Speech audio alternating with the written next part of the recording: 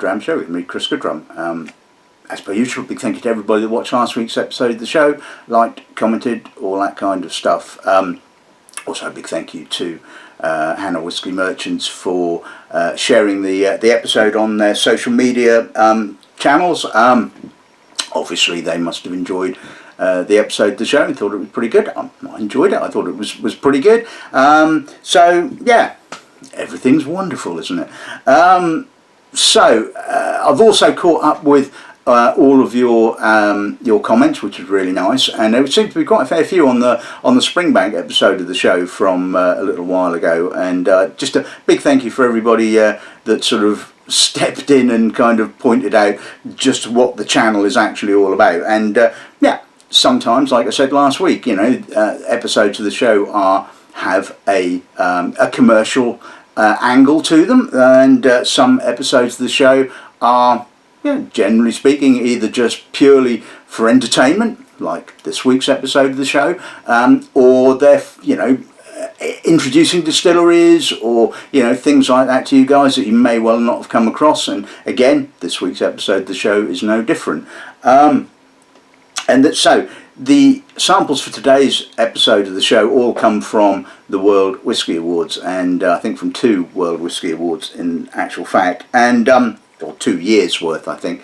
And it seems to me that more often than not, when I take part in the judging of the World Whisky Awards, I get sent the European whiskies, shall we say. Now, I imagine some people probably go, I'd rather be doing American or sort of Scottish or what have you. Me, no, I'm more than happy to do European whiskies. I like to find out what you weird and wonderful lot in Europe are up to, because the chances are I'm never going to get the opportunity to taste them. Probably they come from distilleries that I've never heard of. I mean, today's episode of the show features 3 German distilleries, which, up until I'm tasting them, I had never heard of. I mean, there's about, I think somebody said, around about 400 distilleries in Germany, and most of them just produce spirit, obviously, for internal consumption. They're not exported to the UK. I never get to see them, taste them. So I'm always keen to see whether European whiskey tastes have changed. I mean, more often than not, from memory of tasting European whiskies, it's bottled way too young. But the point is, obviously, you Europeans like whiskey like that, and otherwise, if you didn't, then the distilleries would age it for longer, and basically make it maybe a little bit more palatable for us effete lot here in the UK, shall we say, that can't handle young raw spirit. Anyway, I digress. So, like I said, 3 German distilleries. I'll give you a brief bit of information about each of them, but you will obviously find links to their websites in the box below. So, distillery number 1 is called St Kilian's Distillers, or St Kilian's Distillery, and it's named after a 7th century Irish monk called Kilian, who basically was sent to Franconia in the 7th century to convert the heathens, as they say. And obviously, to sort of while away the time on their journeys, they took a considerable amount of aqua vitae with them and a small still to make the stuff. Anyway, so they presented their aqua vitae to King Gosport and his Queen Galliana at the court of Würzburg. Now, before we go on, this week's episode of the show will contain an awful lot of German words, which I will mispronounce and mangle, and you'll probably just cover your ears when I say them. So no comments about the dodgy pronunciation, because I mean, I have a hard enough job with English, as they say. So anyway, so they're at the court of Würzburg, and everybody loves the stuff. They've probably never seen it before in their entire lives, and so one imagines they set up a monastery and distillery and all this kind of stuff. So you would have thought that they've called it the distillery St Kilian's, it would have some kind of link. Well, it doesn't actually have any link. It's not like, say, Lindor's, where the distillery was built in the grounds of the Abbey, etc., etc. No link whatsoever, apart from obviously St Kilian is part of Germanic folklore, I imagine. the distillery itself, I believe, was founded in 2012 by three guys, a chap called Andreas Thumler, who was the money man, and was an investment banker. Yes, an investment banker, and that's not slang, an investment banker he was indeed, and apparently a whiskey collector. And the second guy involved was a chap called David F. Hines, who was a well-known Irish distiller, and the third man in the chain, shall we say, is a chap called Mario Rudolf, who is apparently a brewmaster and master distiller. So yeah, the company founded in 2012. First spirit started running in 2016, and I believe they specialise in doing sort of small batch and single cask bottling. So be interesting to see what they're all about.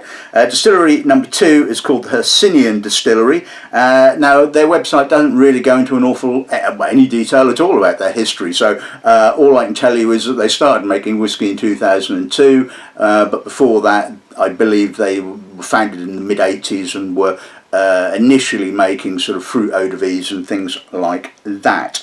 Now they make 4 different whiskies, or 4 different types of bottlings, which I assume again all different spirit types. Apparently ElsBurn, I've got 2 samples, ElsBurn and Emperor's Way. ElsBurn is their light, as they say, mild floral multifaceted single malt whiskey from the heart of Germany. Well, okay, we'll see whether that is indeed true. Apparently the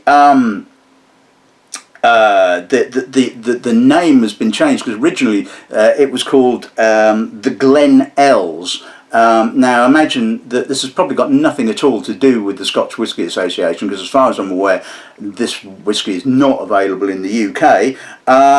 So I would surmise, I mean, they changed the name from the Glen Els to ElsBurn in 2019. I think, and I could well be completely wrong here, but my assumption is that it was changed because the name sounded too Scottish, and the distillery is trying to make craft a German whiskey, and people probably thought they're trying to copy the Scots because they're calling it the Glen Els, and so I imagine it was probably changed because of the inverted reason that it sounded too Scottish, and they didn't want it to be seen as a Scottish whiskey. They wanted it to be seen as a German whiskey. And the Emperor's Way, like I said, is their peated malt. I believe that they use Lower Saxonian peat to peat their barley, and it is peated to around about 35 parts per million. The last distillery is, now here we go, I really am going to murder the pronunciation of this name, Feinbrennerei. I mean, that sounds Italian. I mean, I don't quite have the sort of the guttural kind of sound for speaking Germanic words, so you'll just have to bear with me. Anyway, so it's the Feinbrennerei Simons Distillery, and the company behind it is a family-owned company, the Simon family owning it. I believe the company itself was founded in the 1700s, possibly winemakers maybe. I mean, it's said that they cultivated land, which is a little bit sort of doesn't really give you an awful lot, does it? They cultivated land. They could have been farmers, they might have been winemakers, but apparently over time they did indeed develop a winery and subsequently a distillery. I don't know whether apparently they got into distilling in 1879 when the current owner, Severin Simon's great-great-grandfather, Johann, acquired some distilling rights. So I don't know whether the distillery dates back to the late 1800s or whether it's a new distillery, but apparently, like I said, the current owner, Severin Simon, is a master distiller, and believe that the distillery also makes, along with whiskey, gin, rum, fruit brandies, liqueurs, and I'm assuming that his wife is involved, and her name was Suzanne, and she apparently is a trained brandy sommelier. I'm assuming that's his wife. Anyway, it could be a sister. That I don't know. Like I said, the information is a little bit sparse on their website, so I'm kind of having to make some of it up as I kind of go along. But anyway, like I said, you can find out more, and there's obviously a number of you guys that probably that watch from Germany that probably know them, the distilleries, better than I do. So anyway, getting a little bit dry now, so I think it's time to take a look at today's wine. Okay, so I've kind of tried to sort of set the range out stylistically.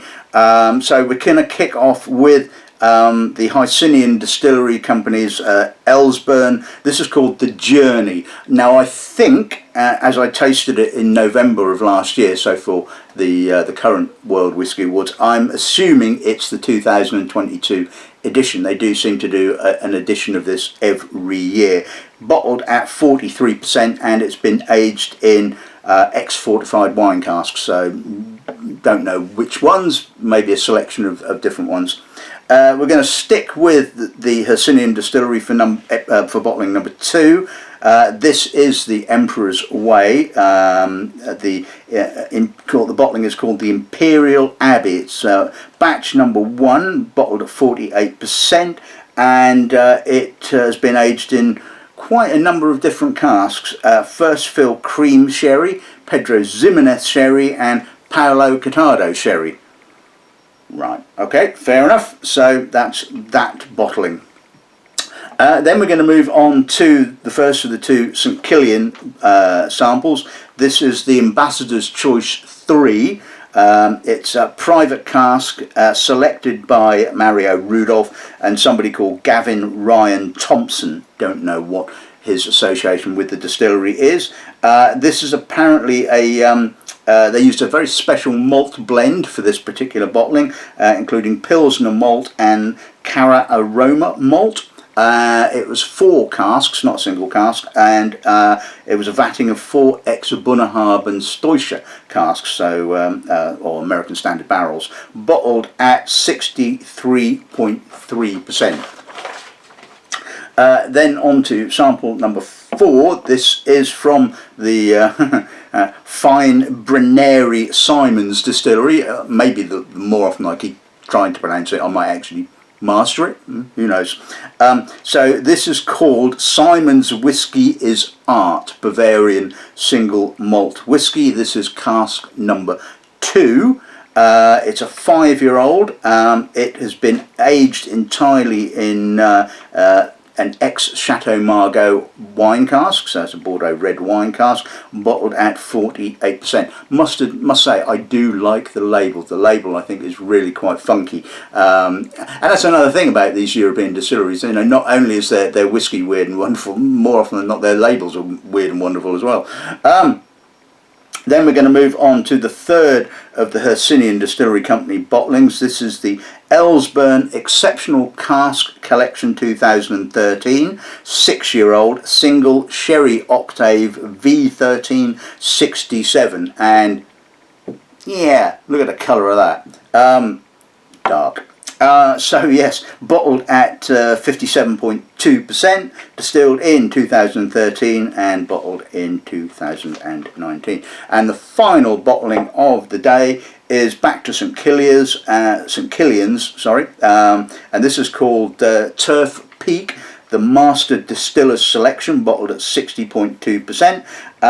It is basically been aged in both European and American white oak for around about 4 years. Apparently they filled it at a slightly higher ABV of 69%, and also took a slightly later cut, so obviously trying to get in more of the sort of like the peated notes from towards the end of the sort of the run. But obviously, as I've mentioned before with regards to cut points, if you are cutting quite late, you are going to get in quite a lot of the sulphurous compounds as well, so really it would need time in the oak to remove them, unless you're incredibly good at taking the cut points, which we shall find out anyway. So this, I believe, was distilled in November of 2016, bottled in September of 2021. So really, really intriguing selection of spirits. So let's kick off with the journey then, or as they say, let's start the journey. Yeah, right. I haven't mentioned my butt, but my butt is full. Okay,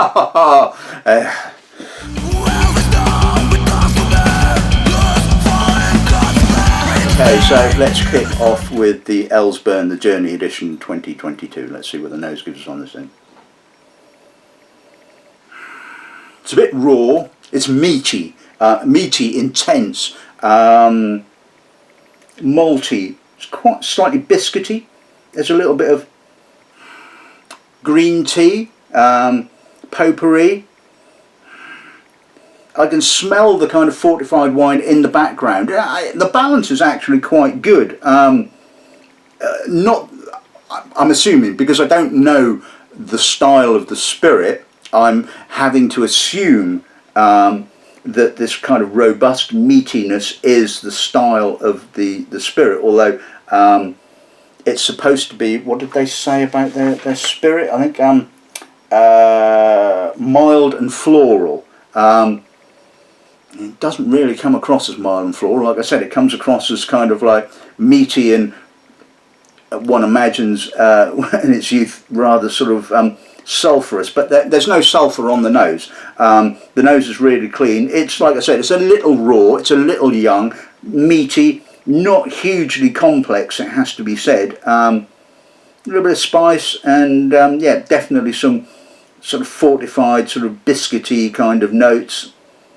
Anyway, let's sort of pass on.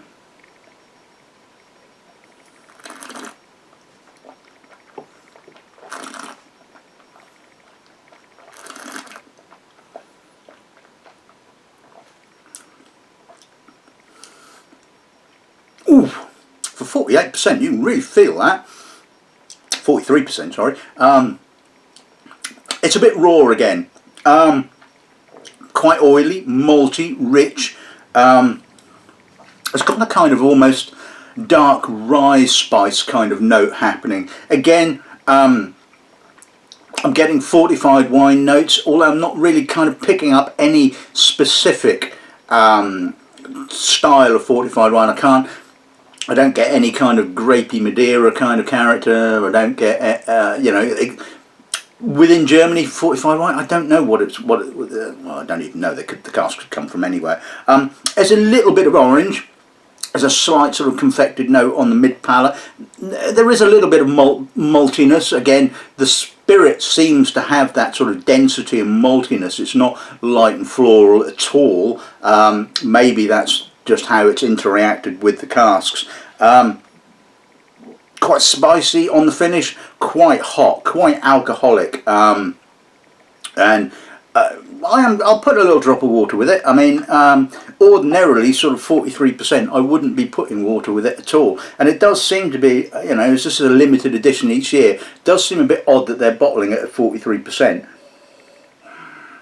Now, that really makes it feel young. It's kind of really oily and young and slightly fainty. It's kind of stripped away the sort of the cask, and it's kind of left very young, uncomplex spirit at the end of the day. Let's see what the parts are.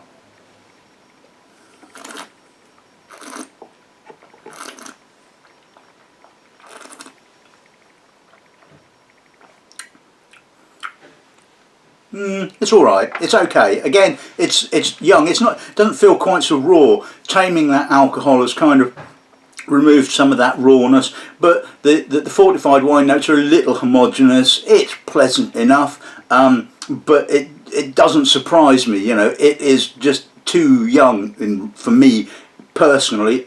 But like I said, it's obvious that, you know, the local market like it. Otherwise, you know, distilleries, like I said, would probably sit on it for a bit longer.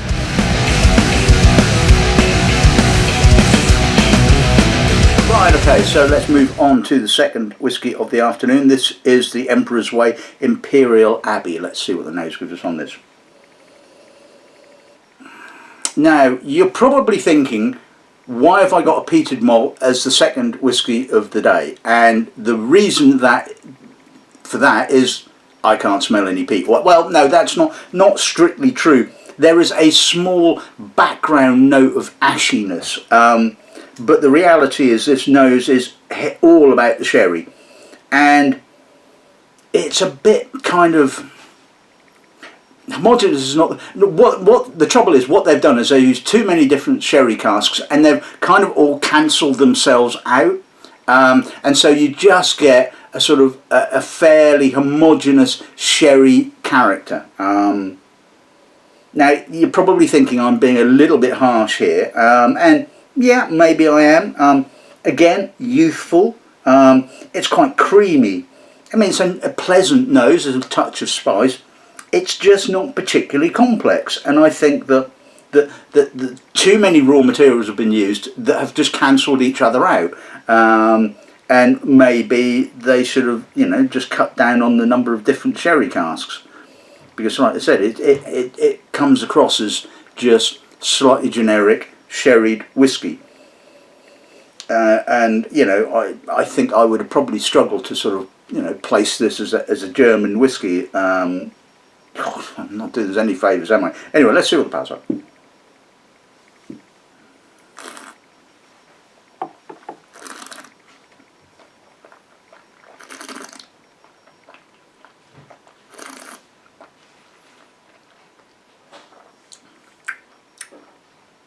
Okay, the palate is slightly better balanced. There's a bit more peat coming through in the palate, in actual fact. Nice, dry, earthy peat note coming through on the finish. Touch of burnt wood.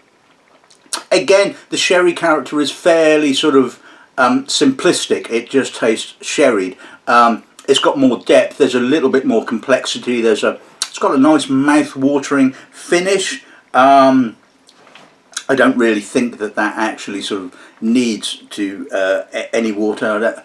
It's pleasant enough, I think. It's a pleasant whisky, but like I said, I think that there's too many parts that have kind of cancelled each other out at the end of the day, and that's just my opinion.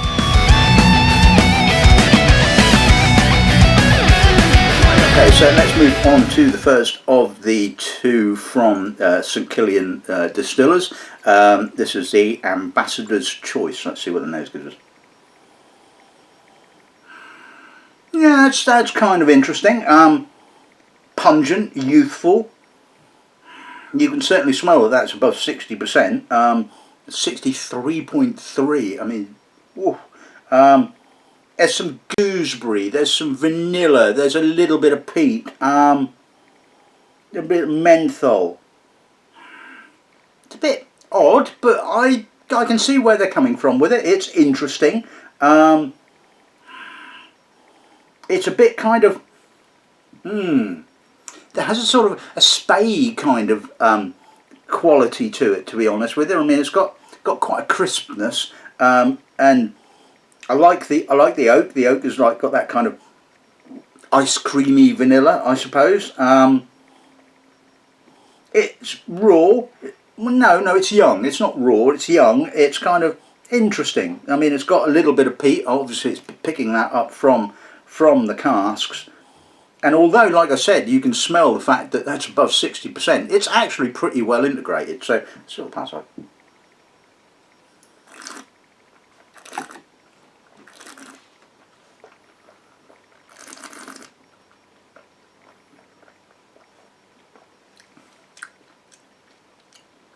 Yep, again, quite young, cereally, raw-ish, I suppose. Again, it kind of has me in mind of a space. I'm getting that green fruit, that gooseberry, green peppercorn, sort of herbs, a little bit of menthol, a little bit of peat. Not quite so much peat as I was expecting. But then we're not talking peated malt. We're talking, aged in ex-peated casks. good length. It's a little on the mast side, obviously. But again, that alcohol is really, really well contained. I am really surprised at actually how drinkable that is neat. I mean, you know, like I say, it's 63%, and, you know, I probably not going to try and stand up after sort of drinking, having a glass of that neat, but, you know, you can drink it. I mean, I'm very, very impressed by that, shall we say. Let's see what a little drop of water. It is kind of emphasising its youthfulness, shall we say. I mean, I won't say it's quite raw, but it's young, and again, it's another one of those whiskies that I would personally have aged for a bit longer. But like I keep saying, you know, it's obvious that you weird and wonderful German lot love it a bit young. That sounded wrong, didn't it? You know, but like I said, you know, if the sort of consumers don't like it, you know, and then obviously if the distilleries would have to react to that. But there's obviously a market, obviously, that, you know, the Germans, the Europeans like their whiskey quite young. Anyway, let's see what the pass on.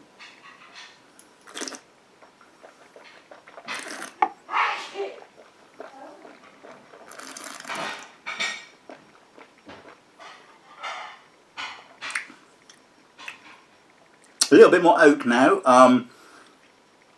Pleasant. Again, hasn't really changed an awful lot. It's still quite young and cereally. Has a nice progression. Moves through the sort of cereal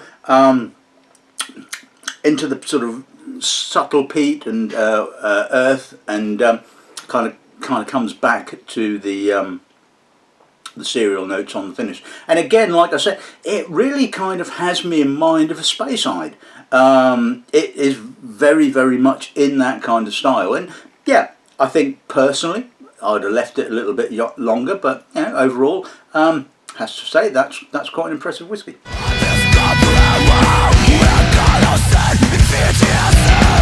So let's move on to the Simon's Whiskey is Art. Let's see what the nose gives us on this end, shall we?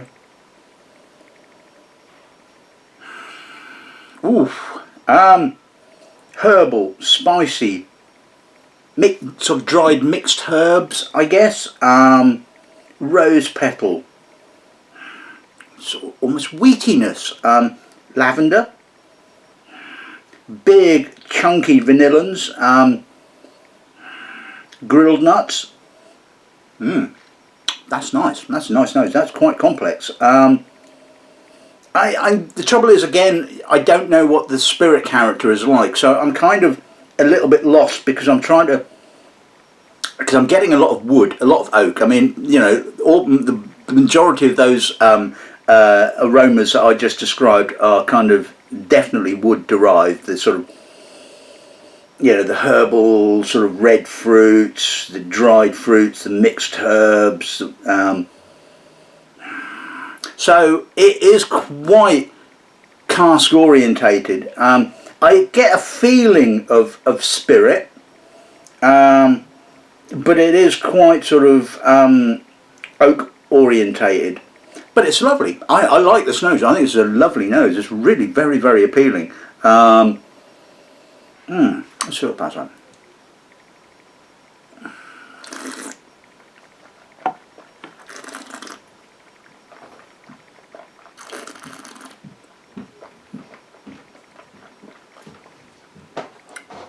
Quite full, herbal, very young again. I'm getting that sort of herbal, sort of potpourri kind of character.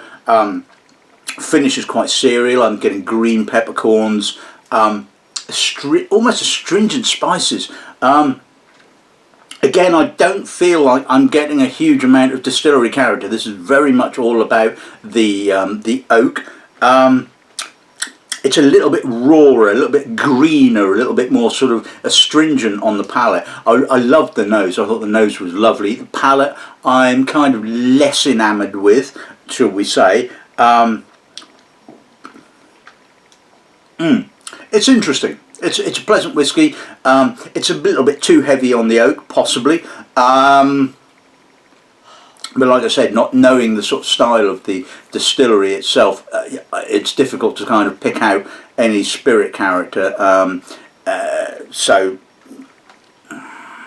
I'm kind of torn. I like the nose. I really like the nose. Palate maybe not quite so well. Well, I don't think it had the balance, because I think, like I said, it's more about the oak rather than any intrinsic sort of spirit character. But it's interesting, nevertheless. So yeah, on the whole, yeah, not too bad.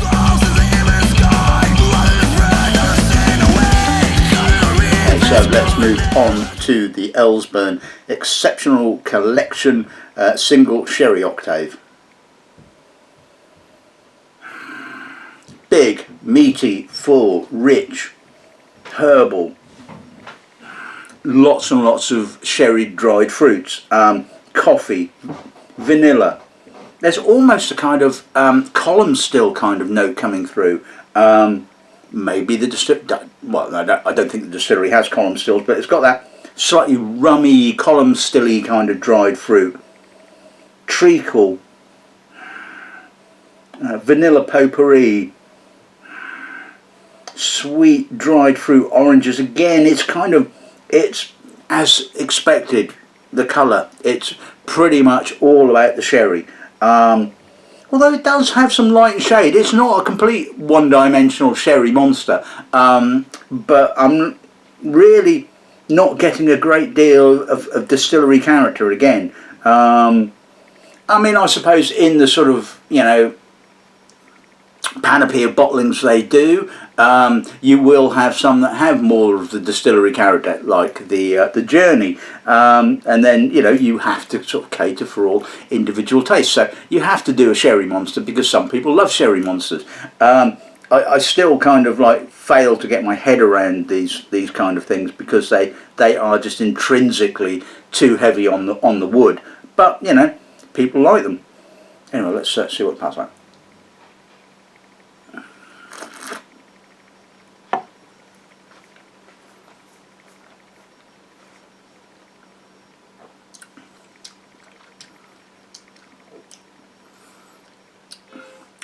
Tannic. It's kind of like licking the inside of the cask.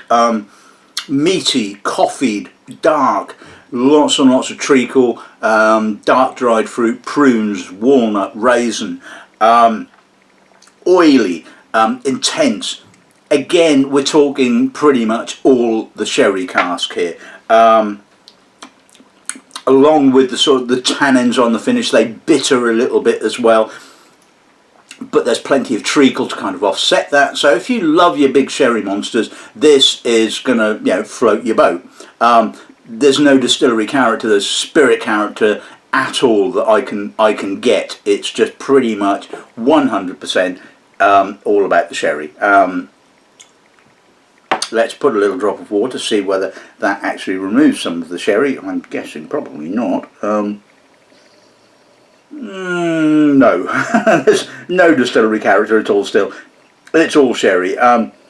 It's made it a little bit more orangey, possibly a little bit more citric. There's a touch of sweet smoke, but yeah, we're still pretty much talking sherry, more sherry. Anyway, let's pass on.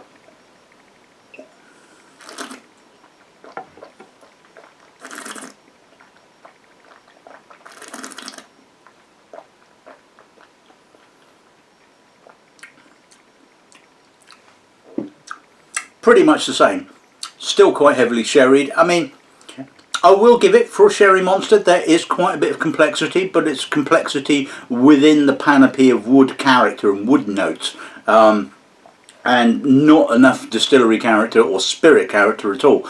But it's interesting. It's the sort of thing that, you know, if you like Glenfarclas,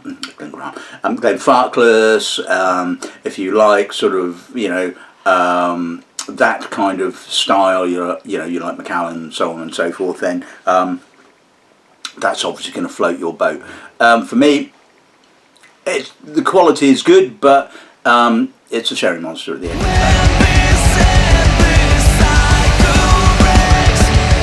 So let's move on to the last whisky of the afternoon. This is St Kilian's Turf Peak. Let's see what the nose gives us. Oh, yeah, that's peated. Phenolic, herbal, dry peat, menthol, earth, creosote, camphor, a little bit of barley, a little bit of vanilla, but the emphasis here is fairly and squarely on the peat.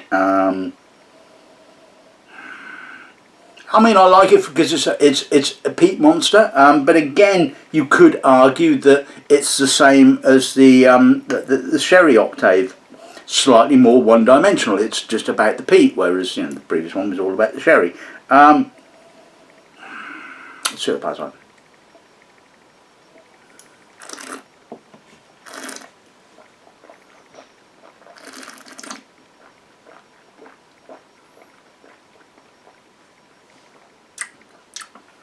Dry, herbal peat, oily, tar, creosote, intense. I mean, it's a lovely peated whiskey, it has to be said. Very mastered, that the alcohol is kind of cutting off the finish intensely. Young, but the key here is that even though they took a later cut, it's not sulphury at all. It's really clean. I mean, the distiller here has done a remarkably good job at just making sure that they got plenty of peat, but not too much in the way of sulphur, so that it could be released relatively young, where the peat is still pretty much intense. And it's a hell of a bloody mouthful, it has to be said. But again, sitting back and looking at it from a sort of an objective point of view, it is a little bit one-dimensional. It is just pretty much all about the peat. I don't really get a huge amount of spirit character. I'm going to put a little drop of water with it. I mean, again, it appeals to a certain person. I mean, I would quite happily drink this. I like a peat monster from time to time, it has to be said. Okay, so that's kind of reset the balance, it has to be said. I'm now getting some sort of sweet barley, oily barley, tangerine, citrus, and the peat is still pretty noticeable, but it really has kind of just taken a little bit of a back seat. That really has improved the balance immeasurably. Like this. That's just done it so much favour, it's untrue. Let's see what the parts are now.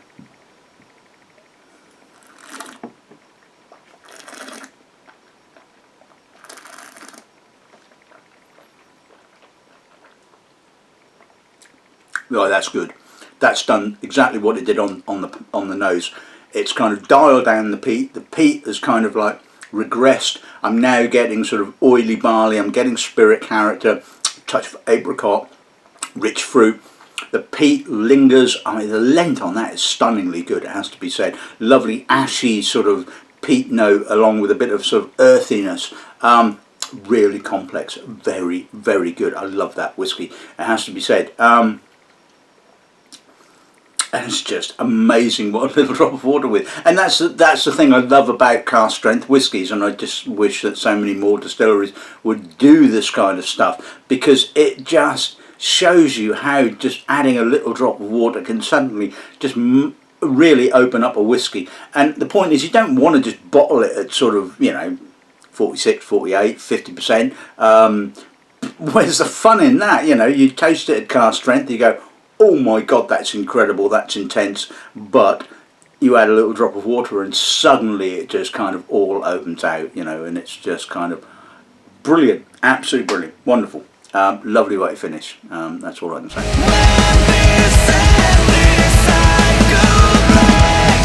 Right, okay, so let's sum today's episode of the show up. Right, okay, yeah, really interesting episode, some distilleries that I've never heard of before, and I think sort of an interesting sort of selection of spirits. Obviously, for those of you guys that are watching the show from Germany, you'll probably know these distilleries, but obviously the rest of us are kind of catching up, I suppose. So the Hercynian ElsBurn, the journey. Okay, yep, okay, it's a journey, I suppose. It's a little bit young. It's a little bit. There was a bit of sort of fortified wine notes, I suppose. it was kind of okay, I guess. It wasn't. There was that youthfulness, that rawness, I suppose, which kind of like I seem to sort of, like I say, find an awful lot in sort of European whiskies. Although it wasn't sort of an unpleasant whiskey. Again, it was just for my personal taste. I would like to have seen that a little bit older. The Imperial Abbey, as I said when I was tasting it, I think sort of too many ingredients have kind of spoilt the overall broth, as they say. And it was just kind of like all those sherry casks, all vatted together, had kind of ended up creating an almost homogeneous kind of sherry character. And personally, I would have sort of, and it compromised the peat as well. It's supposed to be a peated malt, you know, and there's kind of all right, a little bit of a smokiness, you know, but you know, you wouldn't have, you blink and you would miss it, shall we say? And I just think that sort of the profusion of casks have kind of like just all ended up kind of cancelling themselves out. The first of the St Kilian's bottlings, the Ambassador's Choice. Yeah, okay, it was an interesting whiskey. They call it a sort of, you know, whatever it was, they called it a light and aromatic and fruity and floral and all that kind of stuff. And I didn't get that at all. It was quite heavy, quite dense. Maybe I'm missing something. I don't honestly know. I mean, it was not a bad whiskey at the end of the day. I mean, not a huge amount of peat, but then I suppose this is the thing, you finish in peated whiskey casks. Sometimes you pick up an awful lot of peat, sometimes you don't. Palate maybe had a little bit more peat than the nose. Overall, it was an interesting whiskey. Again, possibly you could argue, I suppose, a little bit on the young side. Simon's Distillery. It was another one of those kind of whiskies that sort of like was very, very cask orientated, and not knowing the character of the spirit, it was difficult to try and kind of find it. Sometimes when you know what a distillery's character is like, you kind of to a certain extent search for it, and you kind of ignore sometimes the sort of like the noise, shall we say. But when you don't know what a distillery's character is like, you're kind of like a little bit sort of hamstrung. Overall, I mean, it was a lovely whiskey, but it was just a bit too heavy on the wine cask, and I thought sort of not enough character of the actual spirit. And to a certain extent, the same could be said for the ElsBurn Sherry Octave. You know, you look at it, what it is, and you look at the colour, and you go, well, I would be amazed if I'd get any distillery character. I'd be amazed if I got any sherry character. What we're talking about. Basically, yes, it was a sherry monster. There was complexity within the sherry character, I will give you that, but overall, still a sherry monster, nevertheless. And the Turf Peak, neat. It was a peat monster. It was just sort of screaming peat at me. Little drop of water and suddenly everything was transformed. It was kind of a beautiful whiskey. The balance was gorgeous, and this was still young, I will give you that, but oh, that was an impressive whiskey. And that is kind of, like I said, the key to sort of cask strength whiskies. You put a little drop of water with them, sometimes they open up and they're majestic, sometimes they become rather more homogeneous and sort of less interesting. In this case, if you can pick up a bottle of that, if you've been fortunate to live close to the distillery and picked up a bottle, then absolutely brilliant, because it was a gorgeous whiskey at the end of the day. So, hope you've enjoyed this week's episode of the show. I found it an awful lot of fun. I've really enjoyed this episode. Like I say, I always like to sort of, you know, discover new things, new distilleries, stuff that I've never tasted before. And it's just, whiskey is a learning curve. You know, anyone that says that they're sort of like they know everything about whiskey is kind of talking bollocks, basically, because you never finish learning. There's always something new. There's always something different. And at the end of the day, every distillery is attempting to sort of, you know, appeal to They're drinkers. They're kind of, you know, people that will buy their stuff. So and it still hasn't changed my opinion of European whiskies. European whiskies, on the whole, from my personal opinion, are bottled far too young. But obviously, it's a style of spirit that people enjoy. So who can argue that? Anyway, until next week, I hope you've enjoyed this week's episode of the show. Good dramming and good afternoon.